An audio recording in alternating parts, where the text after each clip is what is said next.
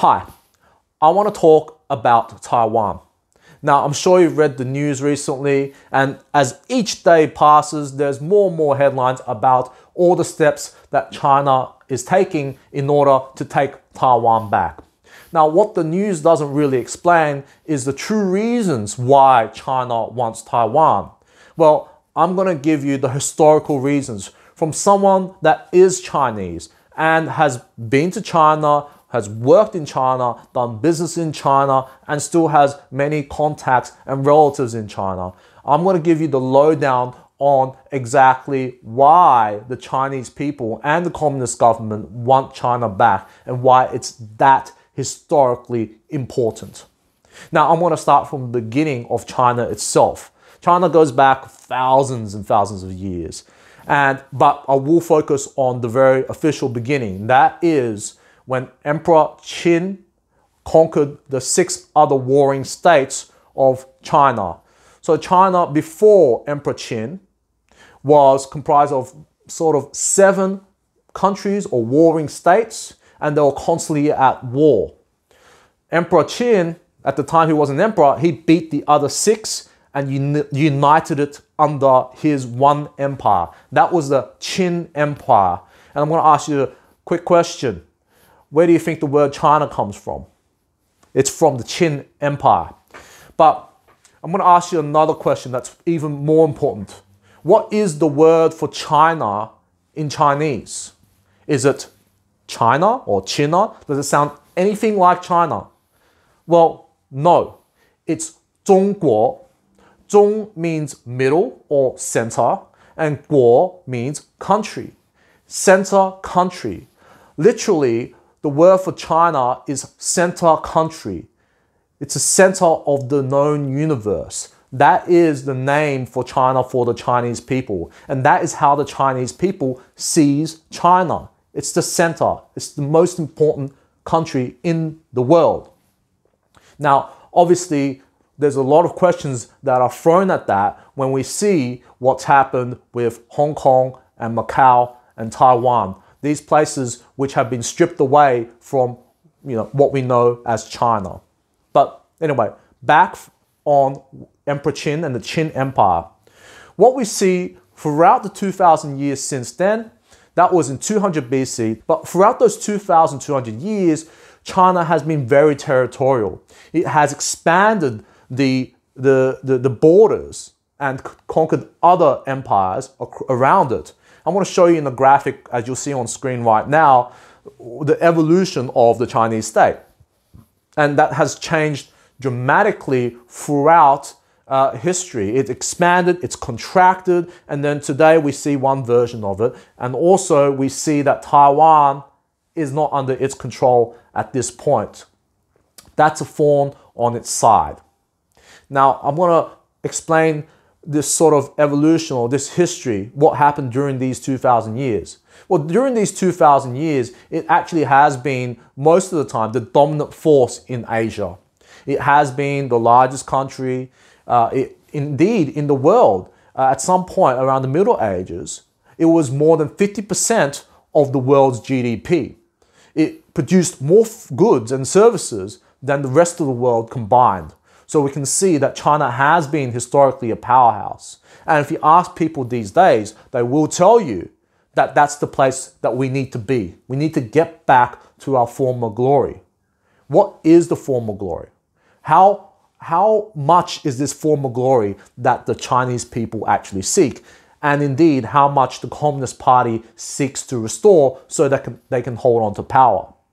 There's a concept called Tian Xia.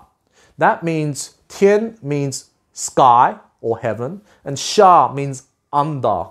And in the movie Hero, which came out in 2004, that explored that very deeply. And I think that was actually commissioned by the communist government. In that movie, it explains kind of the concept or the feeling behind it. It's the idea that everything under the heaven belongs to the Chinese sovereign, the Chinese emperor, the Chinese government, the Chinese people. Right? This is not just a physical world, it is the metaphysical world. Right? Everything in this universe belongs to the Chinese people. That's the concept behind it. That's how far it goes. You add into the fact that the Chinese actually call themselves center country, 中国, and you start to see where the vision of the Chinese people are. Now, I want to explain another concept, that is the tributary state. So throughout Chinese history, there have been tributary states, that is other countries and nations that China has not conquered and we're just happy to leave alone, but do business with. Now, those relationships, those trade relationships are actually one-sided relationships where the smaller countries would have to give more than they take, and they would have to send envoys to the emperor.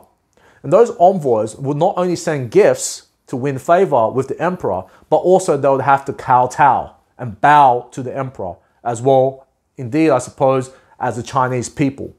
All the other countries around it were lesser subjects. Indeed, the word for Chinese people is ren, which means people. And the word for anyone that isn't Chinese people is gui, which means foreigner. Well, it is foreigner, that's what it means, but the word gui means creature or monster or just some sort of lesser human. So that is the actual language by which the Chinese people see the world. Obviously, they're more respectful than that in this day and age, but that is the Chinese culture and history. That's the place that the Chinese people see themselves at. So I'm going to bring this whole story towards modern times. I'm going to skip fast forward to the last 100, 200 years. And we're going to talk about the European sort of occupation of Asia. Now, Europe, 19th century, were colonists. They colonized many places, but they couldn't colonize China. But they did give China a very, very hard time. China at the time was still very advanced, relatively speaking, a very large, powerful empire, not powerful enough to completely withstand the Europeans and become, and avoid the troubles. But what happened was they lost every single war to the Europeans. They lost Hong Kong to the British. They lost Macau to the Portuguese. They lost control of their ports. So it was a very humiliating time for China. In fact, it was a century of humiliation. That's the historical term. That's how much they lost to Europeans. It was a very sobering wake-up call to the Chinese people, the Chinese empire, that they weren't number one anymore. It was a very humiliating, embarrassing time. And ever since that time, China has been seeking to rectify that situation and show the world as well as to themselves that they are the top dog. Now, they have won back Hong Kong, and they have well and truly taken it back by converting all its values, its free society, democratic values, towards something that resembles the Chinese government at this point, especially with the recent security laws, which stripped most Hong Kongers of many of their freedoms which they took for granted, and the idea of democracy. We see them taking back Macau. So that's been taken back. So we are only one more step away from unification. And what is Taiwan? Taiwan represents the one thing which holds China back from the idea that it's going to be restored to its former glory. That is what the Chinese or the communist government is looking at. I'll also explain in the future video why it resolves, if they take Taiwan, it resolves the civil war between the Communist Party and the nationalist Kuomintang Party, which had a civil war in the 1940s. They could not resolve, and the Nationalist Party escaped to Taiwan, and that civil war has not officially ended, so to speak. I'll talk about that civil war in the next one and the significance of Taiwan to resolving that civil war. But I'm gonna focus on the culture and the history with this video. Now, we can see that even today, if you ask the Chinese people, what does Taiwan represent? Taiwan represents the concept of Tongyi, which means unification, unity. The Chinese people are not united. We are still split apart. That's what the mainland people see and think, and that's what's being promoted by the Chinese government right now. So if they take Taiwan, that will mean that will represent that the Communist Party and the Chinese people now have finally regained their former glory and is finally united and have all the territories back since I suppose the 19th century, since the Europeans took it away from them. We add into the fact that Taiwan is a democracy and is heavily influenced by the Americans, and the sort of Western forces is more Western. That adds to it. It would symbolize and taking down the European influences in how China governs itself. China gets to have a say on its destiny. It finally gets to control its destiny once it takes Taiwan back. The other thing is that it's very strategic place in Asia. If you want a war, it's very powerful. Having that position in Asia would grant it a lot of leverage in Asia against other countries. There's a lot of military strategic value in Taiwan itself.